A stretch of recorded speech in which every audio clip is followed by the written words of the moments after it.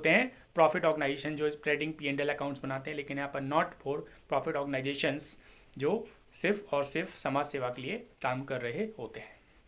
दूसरी यूनिट में हम पढ़ेंगे accounting for partnership.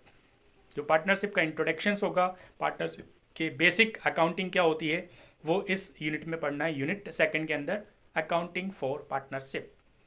Unit third में पढ़ेंगे reconstitutions of partnership firm. It means starting होती है पार्टनरशिप आप कैसे बनाते हैं, पार्टनरशिप फर्म कैसे एस्टेब्लिश होती है। इसके अलावा रिकॉन्स्टिट्यूशन का मतलब है कि पार्टनरशिप ऑलरेडी चल रही होती है, उसके अंदर किसी न्यू पार्टनर को एडमिट करना है, या कोई पार्टनर रिटायर्ड हो जाता है, या किसी पार्टनर्स की मृत्यु हो जाती है, डेथ हो जाती है, उस समय आप रिकॉन्स्टिट्यूशन ऑफ पार्टनरशिप का यहाँ पर चैप्टर पढ़ने वाले हैं। यूनिट 4 के अंदर dissolution of partnership firm. Partnership चल रही होती है लेकिन उसका कभी कभी समापन हो जाता है, डिसोल्यूशन हो जाता है, तो इस यूनिट के अंदर कैसे डिसोल्यूशन होगा, उसका अकाउंटिंग ट्रीटमेंट कैसे होगा, ये पढ़ा जाएगा यूनिट 4 के अंदर। तो पार्ट फर्स्ट या सेमेस्टर थर्ड में आप यहाँ पर पढ़ने वाले हैं unit first, unit second, unit third और यूनिट फोर्थ।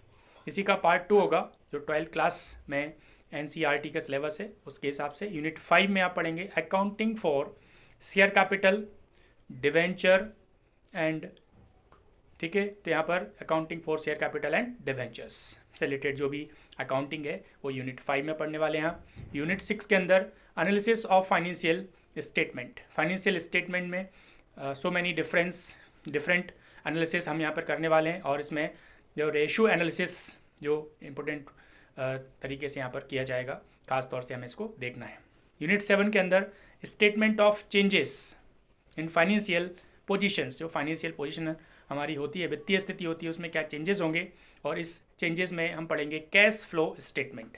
कैश फ्लो में स्टेटमेंट के क्या ऑब्जेक्ट होते हैं, क्या मीनिंग्स होता है, कैसे प्रिपेयर किया जाता है, कैसे एडजस्टमेंट किया जाता है, डेप्रिसिएशन का एडजस्टमेंट, डिविडेंड, टैक्स, ये सारे एडजस्टमेंट कैश फ्लो स्टेटमेंट में कैसे किए जाएंगे, इनको हम डिटेल में एक एक करके पढ़ने वाले हैं। तो इस सिलेबस में रहेगा आपका statement of changes financial positions, cash flow statement. इसके अलावा ऑप्शनल है, अगर आप कंप्यूटराइज अकाउंटिंग लेते हैं तो आपको फिर जो है यूनिट 4 या एक पार्ट कम पढ़ना होगा। कंप्यूटराइज अकाउंटिंग आप जब पढ़ते हैं, जो पार्ट 2 कम पढ़ना होगा। इसके अलावा आपको कंप्यूटराइज अकाउंटिंग पढ़ना होगा। इसके अलावा प्रोजेक्ट वर्क होगा, या कंप्यूटर आपने लिया है तो कंप्यूटर प्रैक्टिकल होगा, उसके अंदर आपको वो सारी चीज़ें पढ़ना होगी। इस प्रकार से हम देखते हैं कि जो NCERT या MP बोर्ड में जो सिलेबस आया है क्लास 12th अकाउंटेंसी के अंदर, उसको 2 पार्ट में डिवाइड किया है, जिसको हम सेमेस्टर थर्ड और सेमेस्टर फोर्थ भी बोल सकते हैं।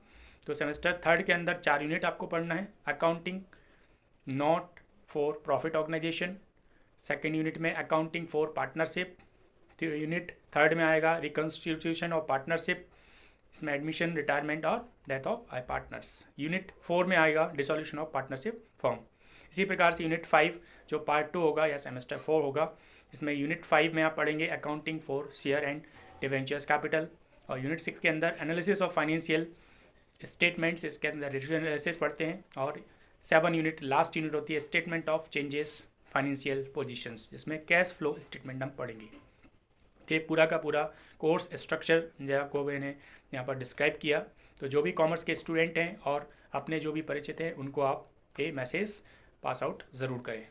और चैनल को पहली बार देख रहे हैं तो चैनल को सब्सक्राइब करें, क्योंकि कल से मैं सिस्टमेटिकली हर दिन एक चैप्टर्स को एक्सप्लेन करने वाला हूँ।